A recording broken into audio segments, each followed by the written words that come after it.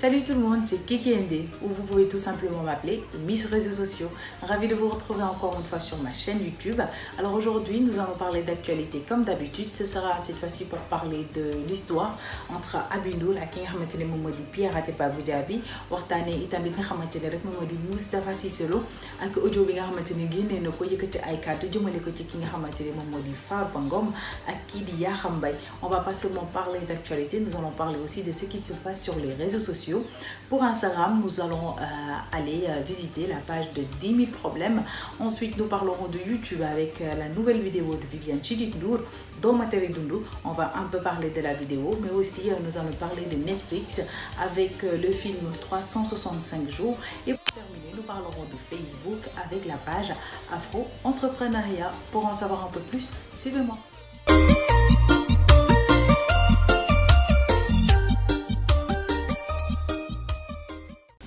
Au début, nous allons parler d'actualité. Comme nous l'avons dit, on va commencer par qui dit Aby Ndour. Jot na def benn vidéo publier aussi li nga xamante ne moom moo di réseaux sociaux yi di ñaawlu li nga xamante ne moom moo di doole bi ko Pierre Atepa di jaay di naqarlu li nga xamante ne loolu lañ ko def bëgg a nangu place am boo xamante ne depuis 2009 mu ngi ciy def ay démarches pour am ko.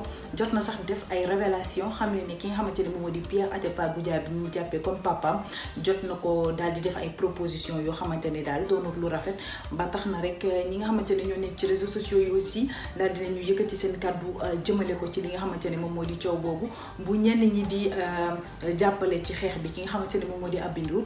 D'autres trouvent tout simplement que bu ko doon harceler waroon na dem directement ci tribunal ñu régler ko fa mais waruñu koo régler ci réseaux sociaux yi parce que ñoom seen yoon nekk aussi. Donc beaucoup de Sénégalais ñii dañ ci raxas seen loxo ñii moom soobu nañu ci bu baax a baax. Aby Ndour jotoon nañ ko invité sax ci télé boobu lee di 7TV ak journaliste boobu lee di Maymuna mais émission boobu dañu ko mujjee annulé donc xamuñu lan moo tax. Ci côté Atepa Goudiaby dégg nañ ne ni instant bi dafa daal di porter plainte ki nga xamante ne moom moo di Aby Ndour xëy na nag li mu ko porter plainte diffamation moom moo tax ndaxte xamuñu exactement la moo nekk si ginnaaw mais actualité boobu noonu dinañ ko topp parce que doon na loo xamante ne intéressé na Sénégalais étant donné que Aby Ndour daf ko exposé vis-à-vis de la population pour ñu jàppale ko ci xeex bi nga xamante ne moom la commencé. Donc on va bien suivre l'information. Alors toujours dans l'actualité dañuy waxtaanee wàllum politique ak ki nga xamante ne moom moo di Moustapha Cissé Lo. Comme ni ngeen ko xamee rek Cissé Lo moom c'est une personne boo xamante ni il ne mâche pas ses mots moom lu ñëw ci xelam da koy wax mu neex la mu naqare la di nga ko dégg.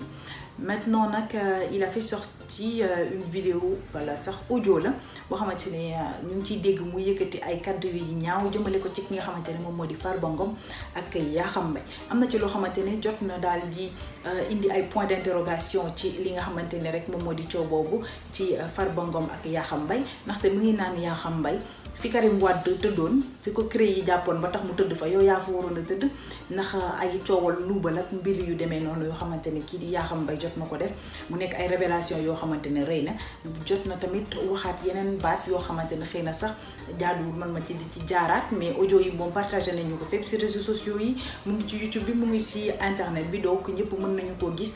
Doon na nag milieu politique boo xamante ne instant bii moo raw champ de bataille. Gars yi doon ànd dañuy féewaloo di waxante lu ñaaw doon na loo xamante ne tamit politiku Sénégal la donc ça a toujours été comme ça mais nag am na ci yoo xamante ne moom ñu di ko wax sénégalais yi di ko xam baax na mais ci ay xuloo rek la ko sénégalais yi di xamee donc politiku Sénégal war nañu ko xoolaat bu baax a baax parce que audio bi instant bii moom doon na wax.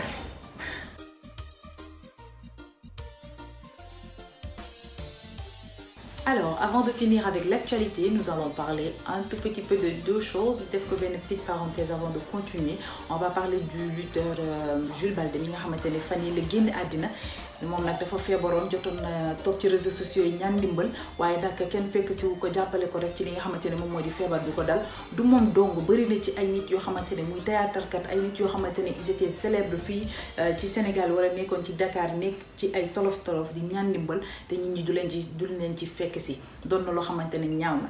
fan yi nag maa ngi gis ñu bëri di publier photoom ñi nga xamante ne rek ñoom ñoo di site internet yi di reprendre photoom naan il est décédé wax jàppale wuñ ko patati patata. Je pense que nit bu feebaree ba dem bay ñaan ndimbal am na ñu leen war a taxawu dimbali leen ngir ñu faj leen même sax bu dee sax xëy na seen bakkan dina des ci feebar boobu au moins ñu waslu si seen àq. Nous Sénégalais on a tendance toujours à aider la personne que saay bu deewee la ñuy xam kan muy nit ki wala la ñu koy mën a jàppale ngir leen ay puukare donc on doit se réveiller, qu'on doit arrêter ces genres de choses parce que tey jii waajuram ñàkk na te xëy na sax bu ñu ko jàppale woon tuuti rek ci feebaru doomam dina tane bu mënul koo amal njëriñ. donc nañ ci bàyyi xel bu baax a baax. à part ki nga xamante ne moom moo di Jules Baldé mi nga xamante ne ñu ngi koy jaale famille boobu yëpp ak Sénégal bi yëpp dinañ waxtaanee carnet rose ak ñi nga xamante ne ñoom ñooy di mariage yi nga xamante ne ñu ngi koy gis un peu partout ci réseaux sociaux yi lu ci mel ni Instagram, Facebook, YouTube, partout dañuy gis ay mariage ku ci mel ni ki nga xamante ni moom moo di Yaa Fatou mi marié wu ak meilleur ami wam nekk vidéo yoo xamante ni beaucoup de monde ont liké et ont repartagé cette vidéo. gis nañ ki nga xamante ni moom moo di El Hadj Keita moom tamit jël na soxna kii di Momo bu Sen TV takk na soxna bi nekk 2STV gis nañ woykat bi tamit di Seyni moom tamit daal dinay jël soxna foofu la ca France. donc ak yeneen couple yi nga xamante ne ñoo marié wu on leur souhaite un heureux ménage. donc loolu lañ indi woon ci carnet rose bi. On ferme la parenthèse actualité, on passe aux réseaux sociaux. Maintenant, direction Instagram, nous allons parler aujourd'hui du rappeur 10 000 problèmes. 10 000 problèmes, rappeur là, pour basé au Sénégal, mais nak mom tamit li ñu ko li tax nit yi di ko gëna suivre rek mom modi franc parler. Mom nak da fay yëkëti ay cadeau jëmele ko ci ñi nga xamanteni ñom ñoo di politiciens yi, jeunes filles yi, xalé goor yi ak lépp lo xamanteni rek da fay xew ci biir Sénégal ak alentour yi. Waye tamit li nga xamanteni mom mo gëna nek combat wam moy dafa yag di dem prison. Donc à chaque fois dafay défendre ñi nga xamante ne ñoom ñoo di prisonniers yi di wax na ni que prisonniers dañ leen a war a def comme ay nit fi ñuy nekk ñu leen di toppatoo bu baax parce que amuñu toppatoo ci biir prison yooyu la ñu nekk. donc gis nañ 10 000 problèmes récemment dafa daal di ubbi page Instagram. Aujourd'hui page bi ngi compter plus de 209 000 abonnés mu nekk nag loo xamante ne yomb parce que ñu bëri ñu ngi biir Instagram amuñu lu toll noonu. donc étant donné que rappeur la gëj nañu koo dégg mu génnee son mais daal moom li muy def moom mooy ay interview yu bëri di def ay live Instagram di wax ci nit ñi mais li muy wax daal doy na waar 10 000 problèmes moom daal amul morom. donc li muy wax nga xamante ne day reetaanloo nit ñi mais nañu xam ne ne lépp lu muy wax ab message dafa laaxu ci ginnaaw. jot na def benn vidéo boo xamante ne mu ngi yëkkati ay kàddu jëmale ko ci woykat bi léegi Mame Goor nga xamante ne kooku duñu ko may dara ci réseaux sociaux yi. donc vidéo boobu jot na def lu tolloog plus de 80 000 vues ay nit seetaan ko kontaan ci li nga xamante ne loolu la 10 000 problème wax jëmale ko ci kooku. mais du moom rek day yëkkati ay kàddu jëmale ko ci xale jigéen ñi ñuy dundee jamono ji ak paa yi nga xamante ne nan leen di woowee sax sugar daddy yi nga xamante ne dañuy yor seen benn xale bu ndaw ci ruq bi di ko jëndal ay oto ay yaam nga xam machin yooyu noonu. yëkkati na ay kàddu tam jëmale ko si ñooñu. donc je vous invite à faire un tour si li nga xamante ne moom mooy di page Instagram mu kii di 10 000 problèmes parce que du ay interview rek lay def am na yenn vidéo yoo xamante ne ci page Instagram moom la koy posté. donc mis à part humour bi muy def ci loolu nañuy déglu message bi nga xamante ne moom moo nekk si ginnaaw vidéo bi parce que c'est très intéressant. Je vous invite donc à aller dessus. Donc nous allons parler de Facebook. Alors aujourd'hui nous allons parler de la page Afro Entrepreneuriat. Benn page la boo xamante ne li ñuy def moom mooy di promotion jeune entrepreneur yi nga xamante ne ñu ngi fépp ci Afrique. ñi créé page boobu nag c'est 2 Sénégalais kenn ki mu ngi tudd Mariam Faye Sara Diop kenn ki tudd Pape Malick Baro. donc ñoom ñaar ñoom ñoo taxawal page bi ni mel. donc au début page bi dañu doon publier ay 4 photos entrepreneurs yoo xamante ne dañuy bind seen biographie fi ñu jaar yëpp dugal lien bi nga xamante ne di nga mën a dugg directement dem lire xool. mais aujourd'hui ñu ngi compter plus de 10 publications par jour di publier ñi nga xamante ne ñoom ñoo di jeunes yooyu la. page bi nag instant bi ñu ngi compter plus de 200 000 abonnés mu nekk loo xamante ne nag yombul. ça se voit que jeunesse bi ñu ngi yeewu ci wàllum entrepreneuriat dañuy publier ñi nga xamante ne ay jeunes lañu ubbi boulangerie ñi di defar daal ñi yëre ñi am ñoo xamante ne sax dañuy créer ay plateformes yoo xamante ne dañ koy jaayee ay millions d'euros parce que li nga xamante ne rek moom moo di créativité bi am na biir Afrique mu ngi fépp ci Sénégal ak partout en Afrique. donc ces 2 jeunes là li nga xamante ne rek moom moo leen gën a jàppale mooy concours bi nga xamante ne jotoon nañu ko def ba gagné ci lu tolloog 18 000 euros ba tax rek ñu daal di taxawal seen site internet gën a doxal li ni mel di def ay publicité ak yenn agence yi di leen woneel bu baax a baax li ñuy liggéey. donc tey jii seen liggéey bi gën na yokk waaye itamit li ñuy def day gën a yokk visibilité ñi nga xamante ne ñoom ñoo di entrepreneurs yi. donc c'est très intéressant ce qu'ils font parce qu'il faut faire la promotion de ces jeunes africains là.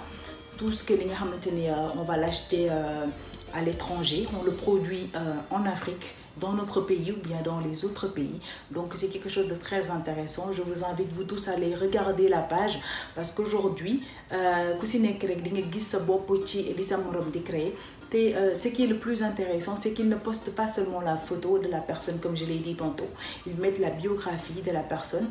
Fi mu commencé ba fi nga xamantene fofu la yexi ak li mu jota am. Donc ils invitent les gens à aller découvrir cette personne-là, à les encourager. Mu nek page bo xamantene nak gis nañ ci ñu bari abonné ci intéressé aussi.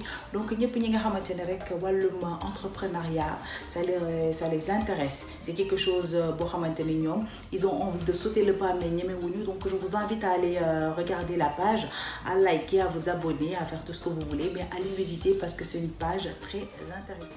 Alors là, nous allons parler de YouTube avec la reine du Jolof Band, Viviane Chidid. Alors Viviane dit que génne na benn vidéo bu bees bu tudd Doma Tere Dundu mu nekk benn clip vidéo boo xamante ne en 5 jours la vidéo a fait plus d'1 million de vues mu nekk loo xamante ne nag li muy am Sénégal bëriwul wala bu fa amee it néew na torop mu doon loo xamante ne nag Sénégalais yi apprécié nañ ko bu baax waaye tamit liñ siy jàng mooy le fait que maintenant les Sénégalais s'intéressent de plus en plus à l'internet, aux réseaux sociaux, à YouTube parce que ñu ci bëri ñu ngi gis ne dem nañ seetaani ci vidéo bi mais mis à part ça la vidéo de Viviane Chidid est magnifique. On a vu une Viviane qui a rajeuni. On dirait qu'elle a 20 ans. Il est magnifique dans le clip, les tenues, les pas de danse, tout est magnifique. Mais li ci gëna neex nit ñi rek moom moo di wéy bi parce que on a vu xale jigéen ñu bëri dañuy reprendre son bi si biir TikTok, ñeneen ñi seen Snapchat, tout simplement Doma Tere Dundu, ça veut dire en français tu vas pas m'empêcher de vivre ma vie. Donc Sénégal c'est un peu compliqué parce que tey maa ngi seetaan benn vidéo benn youtubeur je sais pas comment il s'appelle dinaa jéem a gëstu si moom tuuti donc mi ngi xam le ne Sénégal boo posté photo statut ñu ne la da ngay wonewu nga bind citation d'amour ñu ne la kii il est trop romantique nga bind ay citation amitié mu ne dafa bëgg ay xuloo bëgg ay xaritoo nga bind citation ci góor ñi dañoo briser cœur genre à chaque fois loo mënti def rek dañ lay sikkal. Donc la chanson de Viviane montre tout simplement que luñ la mënti sikkal continue à avancer si toi tu crois en toi bul topp baatu nit ñi wala li nga xamante ne moom mooy tout le temps réflexion nit yi même si des fois il faut écouter les conseils ak autres mais pas trop si basé ba bëgg a yàq sa àdduna. Donc comme Viviane l'a dit Doma Tere Dundu, je vous invite à regarder la vidéo, elle est magnifique comme d'habitude. Et pour finir les gars, nous allons parler de Netflix. Alors Netflix c'est une application tu peux le télécharger. Tu as tes identifiants, ton mot de passe et chaque mois tu payes. Nek une application ça se développe de plus en plus et que je pense que déjà. Donc sur Netflix tu peux trouver un film Uberi à plusieurs thèmes. Il y a des dessins animés, des documentaires, etc. Même télé-réalité ça, on peut retrouver ça sur Netflix. Donc aujourd'hui, ci plateforme boobu li ñu ci nar a waxtaanee moom moo di le film 365 jours. Je pense que ci yéen ñi am na ñoo xamante ne jot nañu xam film boobule nga xamante ne am na tuuti ressemblance ak 50 nuances degrés mais bii nag beneen façon la parce que le gars c'est un mafieux boo xamante ne il a rêvé d'une fille daal di koy wër ci àddina bi yëpp ba gis daal di koy kidnappé. Donc sur ça il y a eu beaucoup de polémiques sur le film Bobole parce que beaucoup de gens n'aiment pas ce film et ont fait signer des pétitions. Plus de 30 000 personnes ont signé pétition Bobole. Il a retiré le film Bobole du 365 jours ci Netflix. Le pourquoi? Parce que nous avons le film Bobole, c'est un film pornographique, mais pas un film lambda qu'on peut laisser sur Netflix. En plus Netflix, parents Uberi dañu koy bàyyi ak seeni doom ngir rek ñuy seetaan ay dessins animés ou autres, mais c'est quelque chose boo xamante ne ça peut heurter ñu bëri même ci ñi nga xamante ne ñoom ñoo di mag yu koy seetaan parce que bëri na ay scènes de sexe yoo xamante ne ñu ngi ci biir film boobu la di 365 jours. Donc invité wu ma benn xale mu dem seetaan yi di vidéo boobu.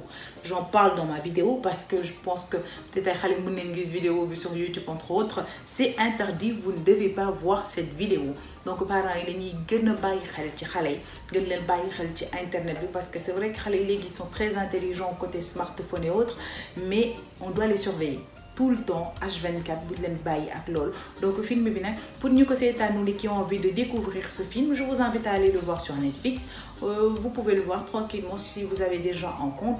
Pour les autres yi nga xamante ne genre film yooyu noonu neexu leen jàpp leen ni c'est comme benn film 50 nuances degrés mais en benn level de plus quoi ci côté scène sexuelle yi c'est un level encore plus haut pour yéen ñi ko comprendre lu daal ngeen préparé wu ko dee da ngeen koy dem seetaani ji en tout cas moi je l'ai pas terminé pour ma part commencé naa ko mais yeggale wu ma ko ku bëgg a seetaan tam comme je vous ai dit vous pouvez aller le voir directement sur Netflix pour ne pas trop raconter leen film bi ba du ngeen amati envie seetaan ko pour ñi ma yàq seen xel désolé. Et voilà, c'était tout pour ma vidéo d'aujourd'hui. J'espère qu'elle neexoon na leen. Alors ça me fait toujours plaisir moi de leen di retrouver tout le temps sur ma chaîne YouTube. Donc je vous donne rendez-vous très prochainement si sama yeneen vidéo. Alors surtout n'oubliez pas de vous abonner ci sama page YouTube mais aussi ci yeneen page yi nga xamante ne rek mooy réseaux sociaux yi partout c'est Kiki ND fu ngeen ma tapé rek gis ma yomb na ma de. Donc n'oubliez pas de vous abonner, de laisser vos commentaires. Donc je vais tout lire et je vais tout apprécier comme d'habitude. Je vous fais de gros bisous. Mouah.